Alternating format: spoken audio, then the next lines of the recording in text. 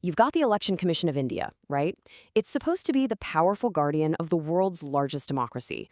Its whole job is to make sure elections for nearly 1 billion people are free and fair. And on paper, it has immense power. But when you look a little closer, you find something, well, something that just doesn't add up. And it starts with this number, 46%. In the 2024 general election, a full 46% of the winning candidates had declared criminal cases against them. So that begs the question, right?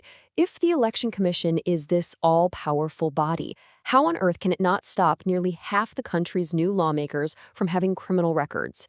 That is exactly what we're going to break down in this explainer. Okay, so to really get what's going on, you first have to understand the sheer scale of this. This isn't just a small problem. It's what experts are calling a full-blown crisis of contamination in the political system. And just look at these numbers. This isn't a new issue, but it's one that's getting worse and fast. If you go back to 2009, 30% of members of parliament had declared criminal cases. Jump to 2019, it's up to 43%. And now, in 2024, it's hit that record 46%. The trend is absolutely undeniable. So, why? How is this happening? Well, that gets us to the real heart of the issue, the central paradox of the Election Commission, or the ECI.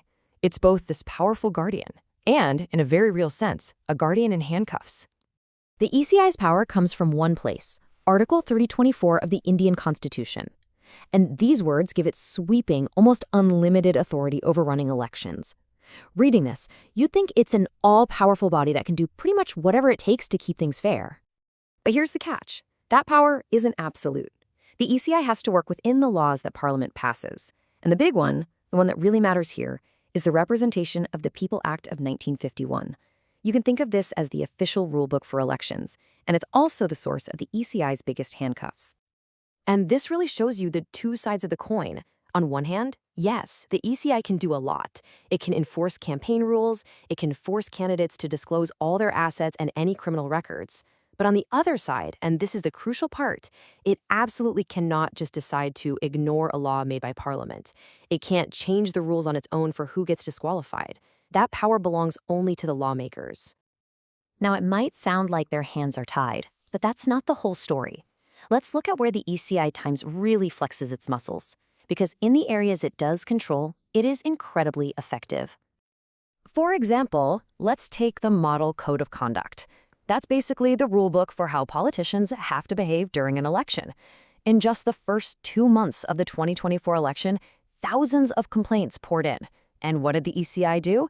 It resolved over 90% of them. That's lightning fast. It proves that when the ECI has the power to act, it acts.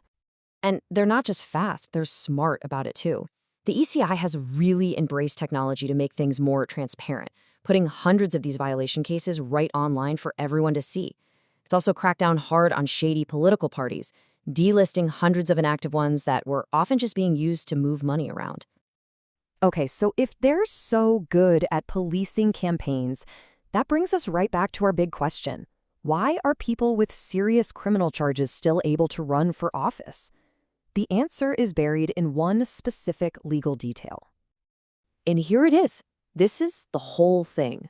According to the law, Section 8 of the Representation of the People Act, you can only be disqualified from running for office after you have been convicted of a crime. Not when you are accused, not even when a court formally frames charges against you, only after a final conviction. And this is the giant loophole. See, India's justice system can be incredibly slow.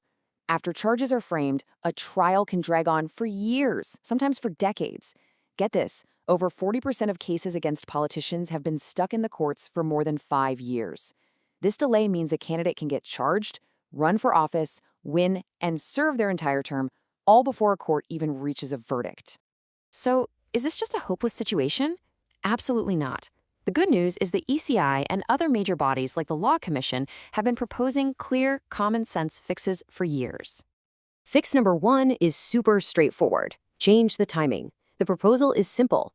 Amend that law, the RPA, and disqualify candidates as soon as a court frames charges against them for serious crimes. We're talking offenses punishable by 5 years or more in prison. That one change would close that massive loophole created by court delays. All right, fix number 2 tackles the other side of the problem, money, because muscle power and money power often go hand in hand. The ECI is pushing for total financial transparency. That means forcing parties to disclose every single donation, getting rid of the rule that allows anonymous donations, and really cracking down on those shady shell parties used to funnel money. So, when you put it all together, what's the big takeaway? Think of the Election Commission like a very powerful, very effective referee. It can call fouls, it can enforce the rules of the game, and it can make sure everyone plays fair. But what it can't do is rewrite the rulebook itself. The power to change the fundamental rules of the game, that power lies only with the players themselves, India's parliament.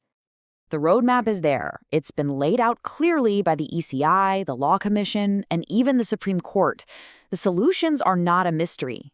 So the only real question left is, will India's lawmakers finally choose to pass the laws needed to clean up their own house?